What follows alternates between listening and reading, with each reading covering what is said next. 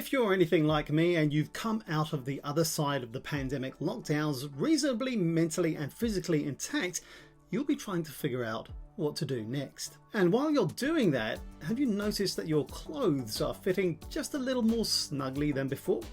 Or perhaps a lot more snugly? Or if you're like me, maybe it's got to the point that you need to consider getting a whole new wardrobe. All this sitting around means that we haven't been expending the calories that we normally would be. And with boredom and stress eating, we've probably been putting a lot more into our mouths too, and most of it is likely to have been nutrient-lite and energy dense. Not a great combination. In this video, the first in a whole series I'm going to do, I'm going to introduce you to what happened to me and how I put on a good COVID-19 19 pounds, yeah, and the rest, and how I intend to turn this boat around, stabilise my lifestyle and start eating, sleeping and working out to feel healthier and improve my physical and mental well-being too. I'd love to share my story and research to inspire you to take action too. Let's start here.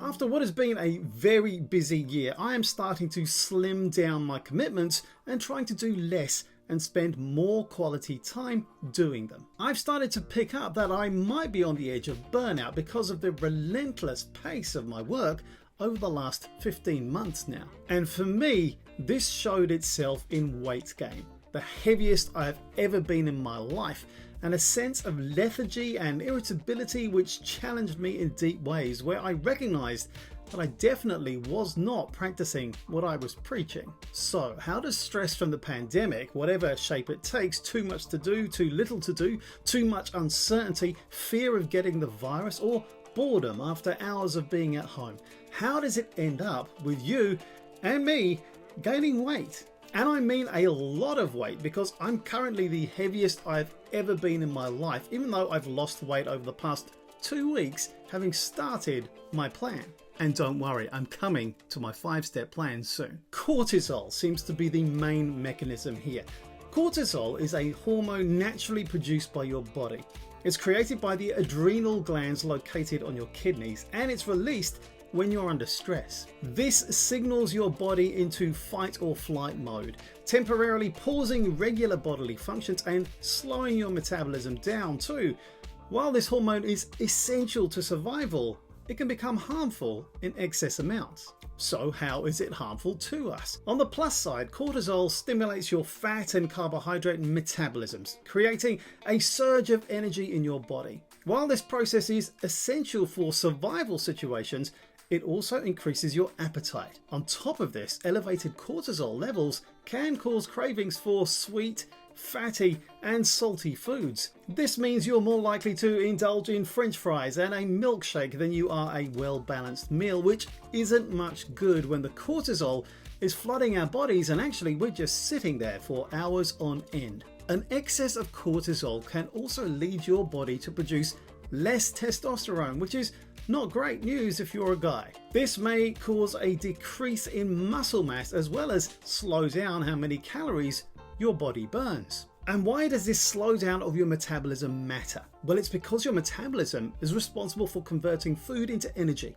A change in how the system works can cause potential problems. And that can include weight gain, fatigue, depression, health complications such as high blood pressure or type 2 diabetes, and also reduced effectiveness of your immune system. And here's one of the really risky things that cortisol-induced weight gain seems to mean. The weight that people gain as a result from a spike in cortisol is often accumulated around the abdomen, and fat accumulated around the waist area is attributed to the development of cardiovascular disease, earning it the nickname of toxic fat. So cortisol is responsible for regulating your metabolism. So it's important to follow common wellness guidelines to lower it.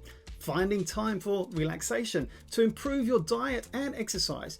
You can ensure that you can control your cortisol and not the other way around. So what's my plan for getting back in shape, and what do I think you might benefit from too? For me, this has been relatively simple and I'm feeling its very powerful effects in only 2 weeks. Here's my 5 suggestions. First, stop working in the evenings and on weekends. if your formal work pattern allows for that.